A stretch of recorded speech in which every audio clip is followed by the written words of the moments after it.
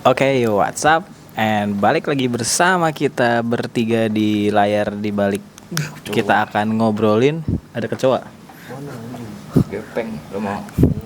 Kita akan ngobrolin ngelihat banyak banget anak-anak kreatif agensi atau rumah-rumah produksi yang rela nurunin harganya demi untuk mendapatkan klien. Nah, kita akan ngobrol bertiga gimana nih pendapat dari kita bertiga tentang orang-orang yang nurunin harga demi mendapatkan klien yang banyak kayak gitu. Oke, jangan kemana-mana, tonton sampai habis, dan jangan lupa yang belum subscribe, jangan lupa di subscribe, like, dan komen.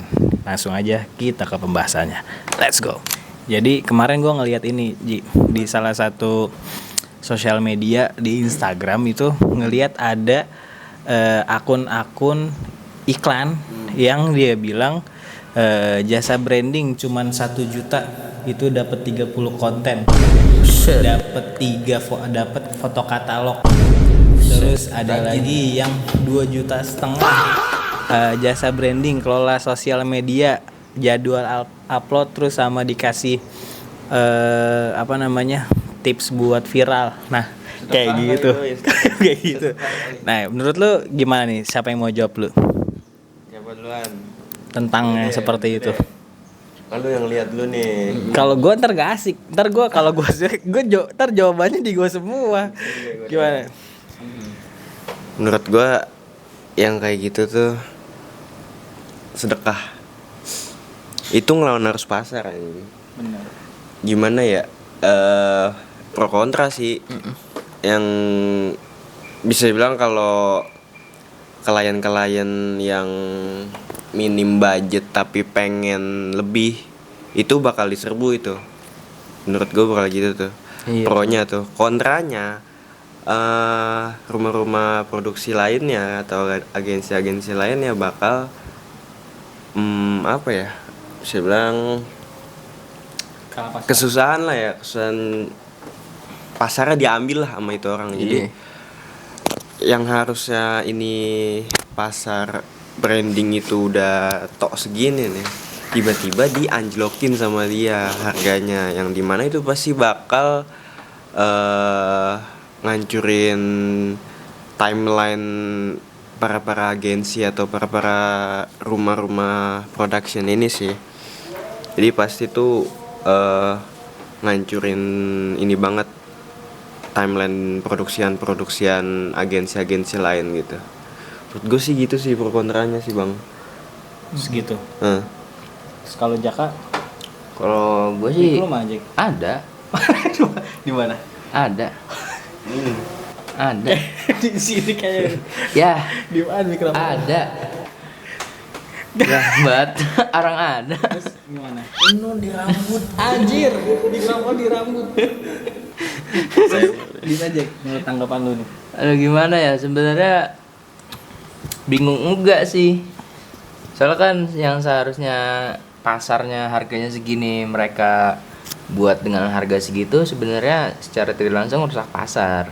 Tapi balik lagi, itu benefitnya mungkin ada orang yang lebih pengen banget nih, lagi butuh, jadinya bisa ngambil itu, nyerbu itu, jadinya mereka nggak perlu keluar banyak. Yang masih dirintis sama dia bisa jalan gitu, jadinya dia nggak harus punya pengeluaran lebih lah kalau misalnya ada yang kayak gitu. Tapi baik lagi, kalau misalnya dengan harga segitu dia menghasilkan sesuatu yang bagus, yang profesional, kita yang pasang harga umum tuh jadi kalah. Mereka pada pergi semua, jadinya nggak mau lagi ke kita orang yang masang harga di harga-harga yang seharusnya gitu. Perbandingannya jadi nggak bagus aja. Ntar muncul omongan dari klien kita. Iya, banyak banget omongan jadinya. Agensi lain ada tuh yang murah udah dapat semuanya. Nah, itu dia. Itu dia. Kontranya itu, buat iya, kita bener. yang udah megang ini nih, udah megang klien nih. Terus si klien ini nemu iklannya. Iya, nemu iklannya kan jadinya udah, itu mah PR di kita itu. PR di kita. Tapi betanya takut kadang-kadang kita belum lama ini sih ngalamin kayak gitu juga. yang dimana dia tuh bilang mau vakum dulu, saya nggak mau. Oh iya lagi. Iya bener kan, saya mau Bener, vakum dulu, saya pusing nih, ada urusan rumah yang harus saya kerjain. Dan ternyata dia tuh nggak sesuai omongannya, dia ternyata pilih agensi lain yang lebih murah. Tapi aduh, tapi akhirnya dia minta balik lagi ke kita karena anak agensi sebelah Iya. ngerjainnya Nah, nggak jelas. males. Di Udah luar. gitu capek katanya, berlebihan ekspektasi. requestnya. Murah Iya. tapi nggak cocok deh pokoknya. Nggak cocok. Jadi ya Pada akhirnya balik lagi ke kita, dan kita karena pada saat itu nggak bisa nggak bisa megang karena yang ditawarkan oleh dia Aneh. sebenarnya, dan jadinya dan melanggar apa namanya norma kemanusiaan. dan juga melanggar apa namanya ada ART Aduh, inian apa namanya etika dalam pengambilan dalam pembuatan konten atau ya intinya digital ya itu kita nggak ngambil aja. Nggak ngambil. Jadi makanya mikir 2 kali kita. akhirnya ya udah terus kita tolak ya, karena yang kenapa kita tolak ya masa gini ya, giran udah jelek udah kontennya minta dirapiin sama kita nih. Iya. Itu minta dioper ke kita semua, Iya. dia nggak mau apa namanya nggak mau repot maunya repot. iya Mau siap jadi, tapi giliran udah jadi komplainnya banyak banget. Padahal dia ngelepas sendiri, aneh aja. Kontennya udah jelek ya sama orang lain. Iya, udah Itu jelek. udah di servis yang Minta bagus diservis aja. buat dibagusin lagi. Lu kayak apa? Lu ngebor up motor nih naik spek. Tapi portingannya dongo, terus minta dirapihin Di bengkel aja. lain. Iya bener sih. Terus apa lagi Jack? Udah Kalau dari lu? doang, tapi emang aneh dah. Aneh ya. Iya, kalau menurut gua justru gua punya jawaban yang kira-kira atar gue dibilang kayak Timothy Ronald nih. Kan opini pribadi. Iya. Opini pribadi tentang Apa namanya? Kalau menurut gue ya itu sangat ngerusak pasar banget.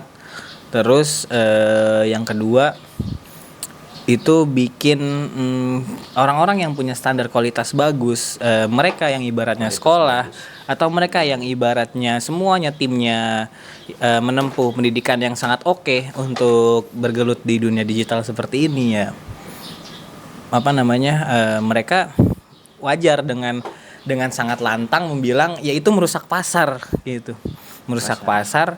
Terus kalau menurut gue sih ya Jack, kayaknya jangan rela untuk menurunin harga pasar, apa namanya, untuk mengejar sesuatu yang nantinya dampak ke depannya itu akan merusak. Iya, Cok. Kayak gitu. Jadi ya demi dapat hati klien. Jadi ya kualitas itu ada barang, ada harga, ada kualitas. Iya benar, ada harga, ada kualitas. Terus juga Rambut. apa namanya,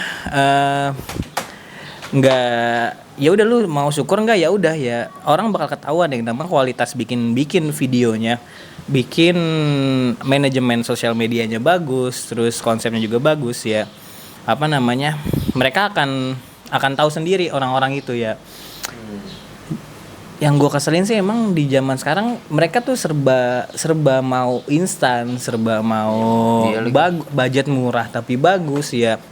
Mendingan kalau misalnya seperti itu ya lu enggak deh, engineer AI juga mahal, nggak ada yang mau dibayar, nggak ada yang mau dibayar gituan ya kan.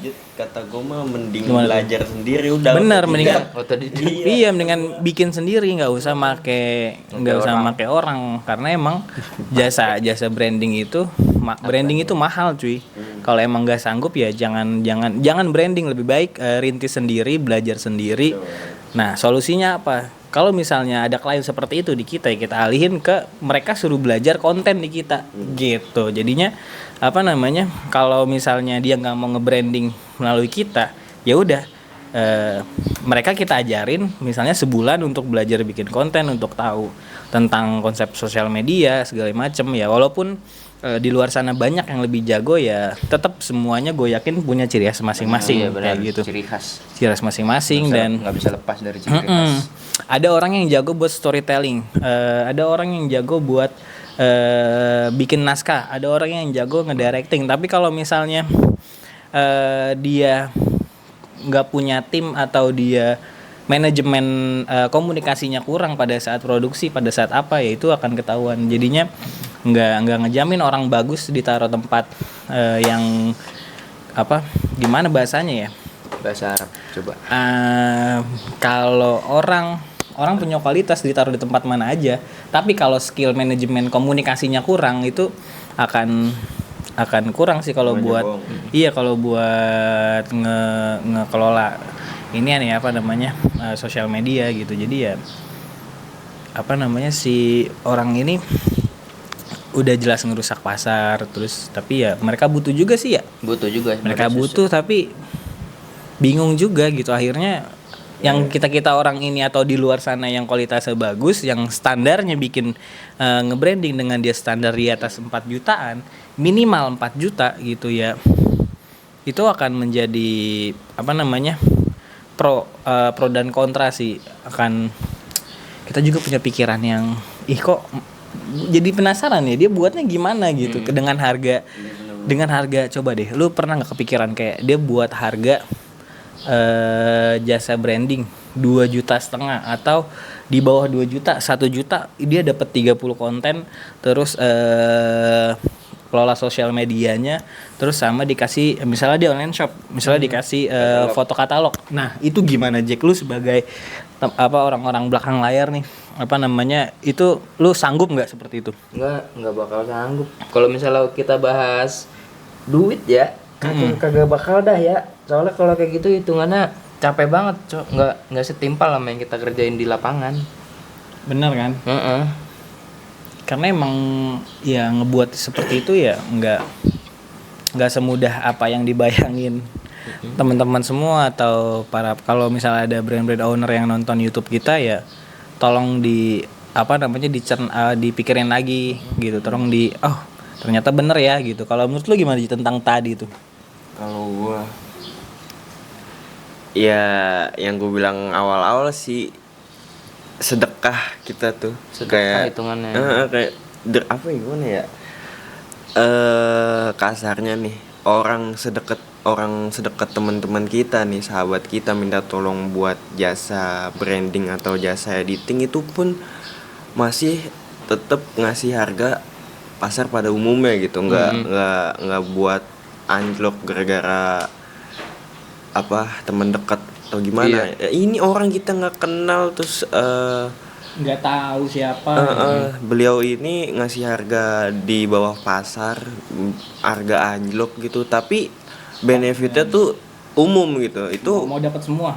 Jadi kayak mungkin ya si agensi atau rumah production ini udah nggak ada apa ya, udah nggak ada cara lagi buat naikin income dia, sales dia. Jadi mau nggak mau dia tuh nurunin harga sampai dapetin para klien ini. Jadi dia nurunin harga demi hati klien gitu. Jadi jangan dah kata gue mah. Itu kalau dia udah improve nih dari peningkatan penjualannya, terus dia naikin harga, itu klien pasti hilang, bener dah kata gue. Jadi udah klien tuh udah ngomong tuh, kok naik sih harganya, kok gini. Udah. Itu sih kata gue mah. Iya, gitu. Unik sih di zaman sekarang banyak banget yang seperti itu gitu. Gue bingung gimana caranya ya ngasih tahu orang-orang. Gue tuh kepo jadinya. Gimana sih mereka yang bikin konten itu dengan harga yang sangat murah, dengan kuantitinya banyak banget gitu. Itu gue bingung gimana cara buatnya kayak gitu. Lu lebih milih kuantiti apa kualitas? Lebih milih banyak atau kualitas, intinya seperti itu. Iya, tapi kalau milih itu tergantung sih. Tapi kalau misalnya prioritas ya kualitas. Gua kalau prioritas mah kualitas. Ya kan, dimana lebih banyak orang megang kualitas kan. Kayak buat apa dia bikin konten bisa sebulan hampir 60 konten, bahkan sebulan bisa 120 konten ya, tapi kontennya pesannya nggak sampai gitu. Yang ya apa namanya, sekedar viral mah kita juga bisa bikin viral Yang gitu. viral ya. Iya, sekedar viral mah kita bisa bikin viral, tinggal kita Gampang sekarang. tinggal kita bayar media buzzer, lempar ke beberapa platform-platform yang menyediakan berita-berita panas, berita-berita yang nggak jelas kayak gitu, Viralin video kayak gitu. Tinggal kita lempar, ada budget. Pertanyaan gini, balik lagi, ada budgetnya atau enggak? Gitu aja. Itu balik lagi ke mereka gitu. Kita nih sebagai rumah produksi, sebagai pihak kedua ya, kita siap buat apa aja. Yang penting balik lagi. Nih para brand owner, business owner, ada budgetnya atau enggak gitu. Mereka nyuruh orang buat, iya benar, berani enggak. Kadang brand itu nyuruh kita buat viral, tapi dia nggak mau ngambil resiko yang sangat besar. Bener nggak sih? Kayak misalnya kita suruh bikin konten nih, hal kecil. Lu pernah ngalamin gak di produksian selama di Inara ada beberapa klien yang mereka minta ina inu tapi dia nggak mau spend budgetnya untuk iklan atau konten kayak gitu. Pernah nggak lu? Ya itu mah jadi tanya. Ada mah. Banyak kan? Banyak. Kayak dia minta ina inu tapi ya nggak ada mereka lebihan ya. bener gitu. Mereka nggak mau untuk nge-spend uangnya gitu, nggak mau ngasih lebih uangnya ke kita. Malah gitu. kita yang Nombok. nombok terus effort kita tuh lebih gitu ke mereka gitu. Jadi kayak kita ngelempar opsi A B C D tapi dari dia tuh nggak ada feedback ke kita gitu. Jadi anjir lah gitu. Pembayaran sama, kita ngasih opsi A B C D, mereka nggak ada feedback, ya gimana ya? Kita kita nyari trust juga ya kliennya, cuma panas juga jadinya ya. mereka nih nggak mikir gitu deh. Kalau kesah tuh. Iya.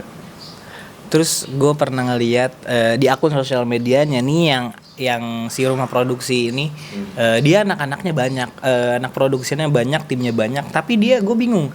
Tapi dia ngejual harga pasarnya tuh sangat rendah sekali. Gue bingung gimana ekosistem di dalamnya. Apakah mereka ada sampingan lain, entah mereka ada investor atau mereka melakukan money laundry.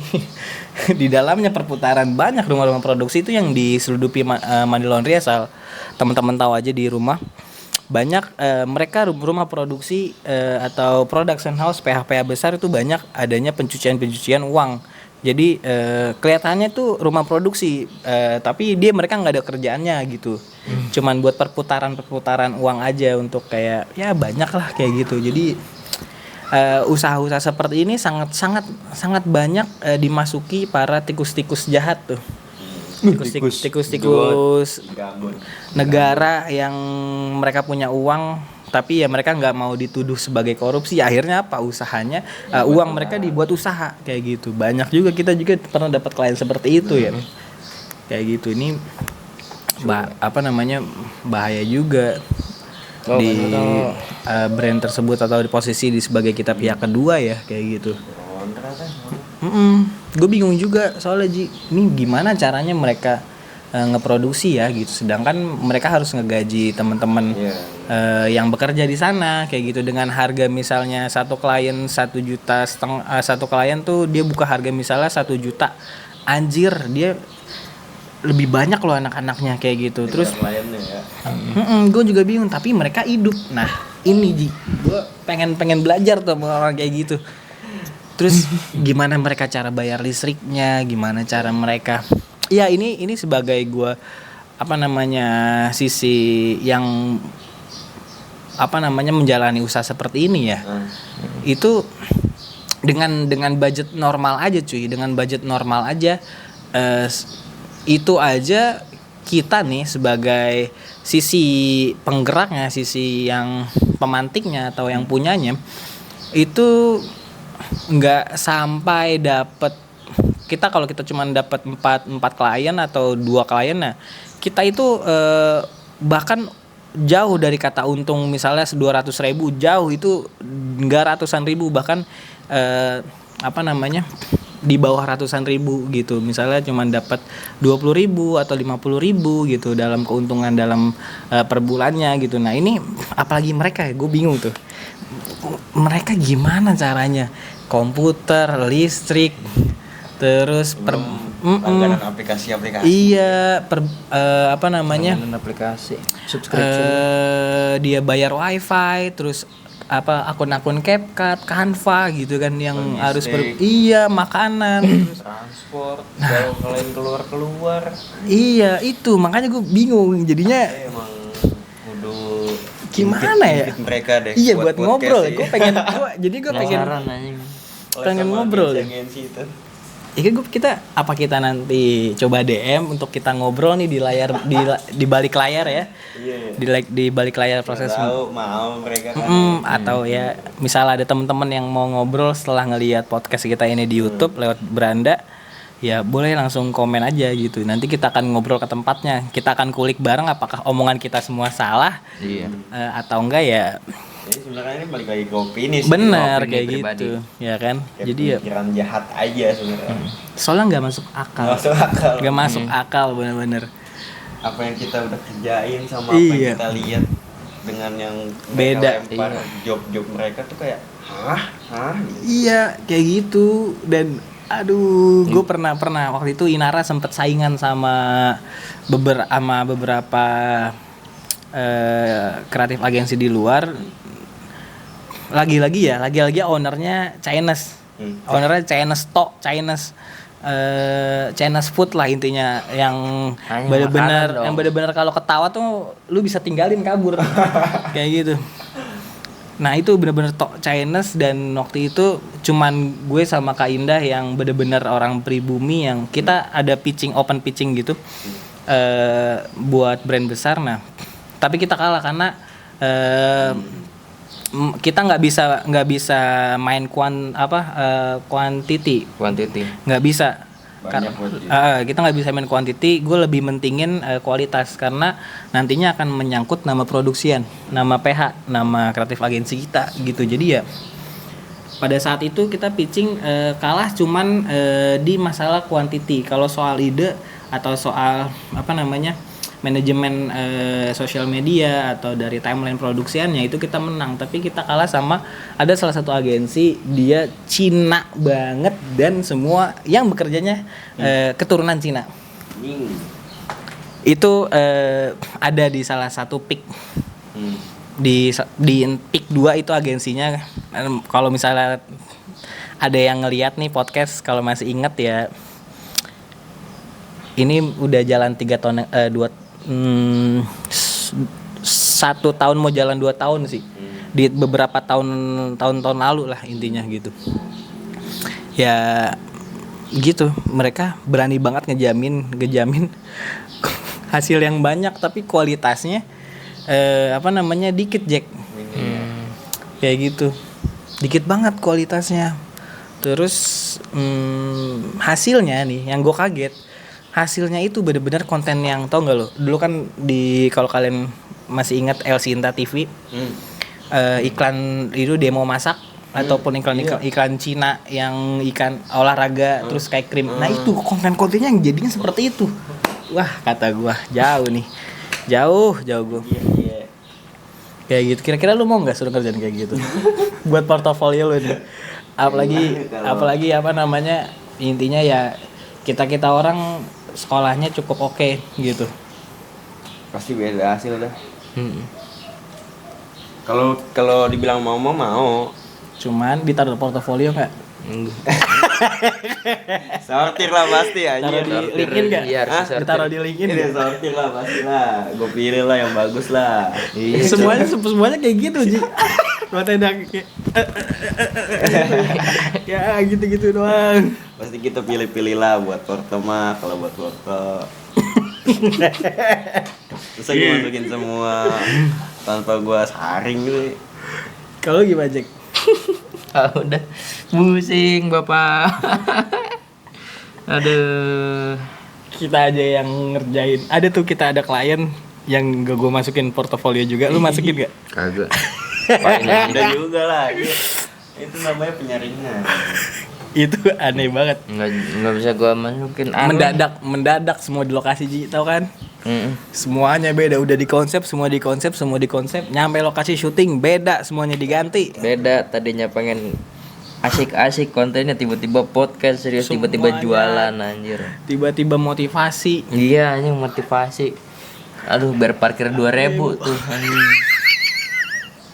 Biar parkir 2.000, tapi dia buat nge-spend uangnya buat kita orang produksiannya nggak mau gitu kan. Nggak usah jauh-jauh anjing, itu udah kasih makan aja ogah, Cok. Iya lagi. Oh iya. Ntar nonton nih dia. Iya. Jangan, maaf. Canda kok. Tapi emang bener lu pelit. Masa giran udah dapet klien, udah dapet orang yang ini malah balik lagi ke kita gitu Iya, kan. udah jadi CEO kan. Iya dia. Udah jadi CEO sekarang. Apa gue bongkar kali satu CEO gue ntar. Ya anjing. Bisa tuh. Lakuan anjing. Nah ngomongin konten dengan adanya drama Cina, gimana? Udah lewat sih anjing sebenarnya drama Cina. Masih ada cowok sekarang drama Cina? Enggak, tapi udah nggak se-hype pada waktu itu. Berarti itu musiman ya? Musiman sih sebenarnya. Nah masuk nih pertanyaan. Kalau lu jadi business owner atau brand owner, lu milih viral atau lu milih diingat brand lu dari Jaka dulu? Kalau gue pasti pilih diingat lah anjing. Bercuma tuh kalau viral sekali doang nggak diingat orang-orang, apa benefitnya? Kagak ada. Cuma sependek gitu, jangka pendek. Kalau misalnya kita bikin jangka panjang mah orang pada ingat, balik lagi walaupun nggak seramai itu, tapi kan lancar, lurus itu loh, stabil. Jadinya nggak aneh aja. Iya benar, mudah diinget lah. Mudah diingat. Kalau lu nyari viralnya doang, misalnya nih satu video nih, nyari viral satu video, terus di video-video kedepannya, di konten-konten selanjutnya agak ada view atau sepi dah pokoknya, lu mau mikir keras anjing. Tapi kalau udah diinget nih, kita buat, pasti itu kan kalau mudah diinget pasti kita buat konten yang konsisten ya. Yang Selalu ada ciri khas di setiap Ciri video khasnya. dan itu pasti menjadi sebuah apa ya, memorable lah di penonton gitu kan. Nah itu kalau udah nemu nih ciri khasnya dan itu buat diinget sama penonton. Penonton lain kalau ngelihat konten orang dan konten orangnya ini mirip-mirip sama lu, pasti tuh dalam pikirannya ya, kayak konten sini. Kalau mudah diinget tuh lebih banyak jalannya gitu loh. Benar. Sama, gue sih lebih setuju, lebih baik mudah diingat gitu daripada gue minta yang viral terus akhirnya omset gue cuma naik hari itu aja. iya. Nggak bagus gitu. Dan kalau emang bener dia pembisnis, asik. Kalau emang dia suka bisnis, orang bisnis itu nggak takut miskin. Berarti orang-orang yang seperti itu mereka belum siap jadi business owner atau pembisnis. Ya karena orang yang bisnis itu dia udah pasti akan merasakan miskin ketika bisnis saja tuh ya terbukti di zaman sekarang ya mereka ikut membuat bisnis cuma buat ikut-ikutan aja, cuma buat nggak ada real dari dalam hatinya gue tuh pembisnis gitu, gue tuh entrepreneur kayak gitu. Nggak ada semuanya instan, terbukti dari selama ini kita ngejalanin production house, selama ini kita nge-service klien-klien kita ya mereka tujuannya apa? Mau instan, mau cepet kaya. Nggak ada cuy. Kalau menurut lo ada nggak di zaman sekarang yang orang kaya banget tapi bener-bener dia hartanya nggak habis-habis? Itu yang pada di sono tuh Di pik empik barat-baratan tuh. Cina Itu mah kaya leluhurnya. turun temurun nih. Nah, kalau kita tanya leluhurnya, berarti kan kalau kita tarik ke atas, berarti leluhurnya itu kerja keras dong untuk yang capek. Iya benar, untuk dapat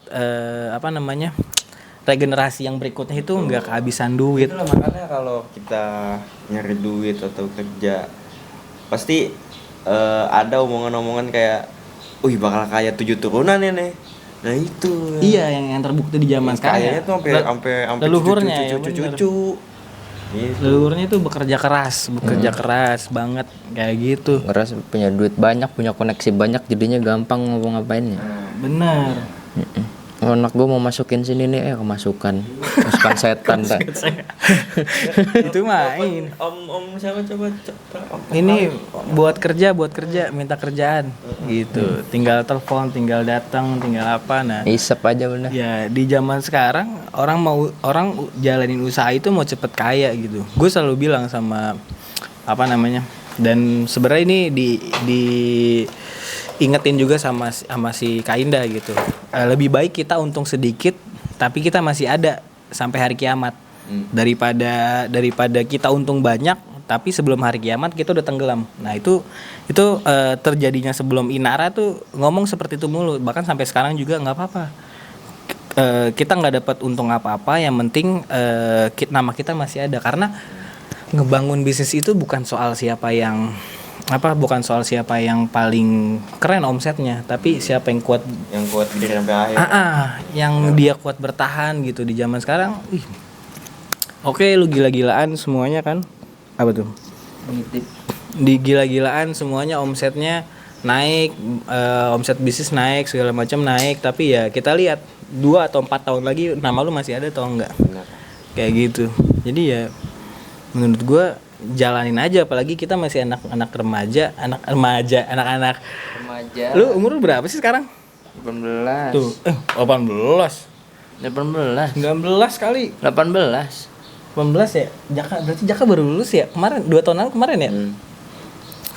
Iya ya. Kemarin. Iya, pokoknya kalau dilihat dari segi umur ya kita masih di angka, ada yang 18, ada yang masih, gue sendiri bahkan 28 gue. Baru mau 28 gue. Gue 15. Baru mau 28 lah, tapi dengan mindset kita seperti ini, kita rela nih. Lu sebelumnya emang dari kampus langsung ke sini kan? Berarti nggak ngerasain resign jadi karyawan orang lain, lu nggak pernah. Nah, jadi apa namanya?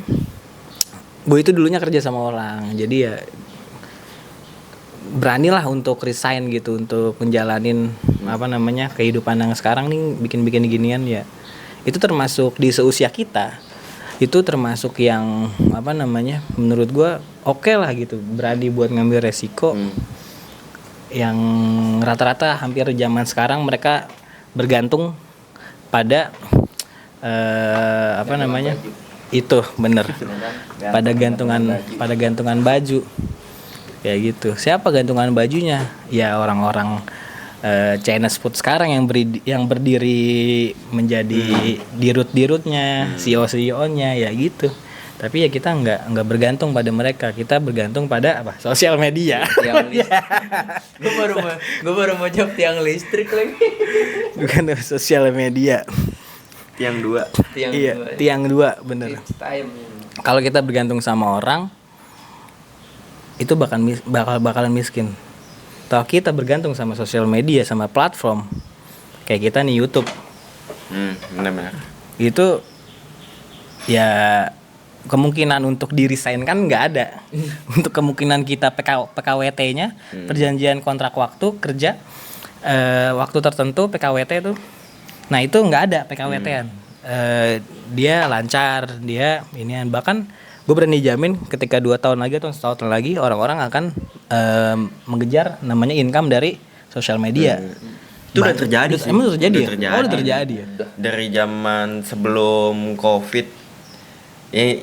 Kan memang transisi tuh zaman Covid. Oh iya, kan benar-benar media sosial semua kan. Cuma ya sekarang lebih ke mereka tuh udah dapet income-nya dan lebih ke kayak jadi sampingan aja gitu media sosial. Jadi lanjut ke kehidupan yang sebenarnya nih gara-gara udah kelar Covid kan. Iya. Jadi ya itu jadi sampingan sekarang si media sosial. Sampingan Cuma udah sempat terjadi tuh ke media sosial semua tuh. sebelah kanan apa sebelah kiri sampingannya? Sebelah kanan sebelah kiri? Kanan kayaknya. Kanan. Lebih baik kanan. Kalau paham kiri belum tentu diterima di negara ini. Pokoknya gitu aja perbincangan soal Una Inu pasar kreatif agensi. Yuklah agensi-agensi yang lihat. Iya, ngobrol kita akan tukar pikiran bersama. Pengennya tuh sebenarnya gue pengen ada program, cuman kita belum aja untuk nge-DM orang-orang agensi-agensi. Kita pengen ngobrol begini gitu, tapi kita yang kesana gitu. Cuman belum ada waktunya. Nah, mungkin habis lebaran kali ya ngobrol sama-sama gitu. Jadi tukar exposure gitu. Collab. Jadi saling ngisi gitu. Kayak gitu. Ya udah. Pokoknya segitu aja buat teman-teman yang nonton podcast kita. Misalnya ada teman-teman agensi juga, tolong disampaikan, di-share kayak gitu, atau mau bikin konten bareng tentang di balik layar, itu boleh banget bareng kita. Pokoknya jangan lupa like, comment, dan subscribe. Sampai ketemu di episode berikutnya. Thank you.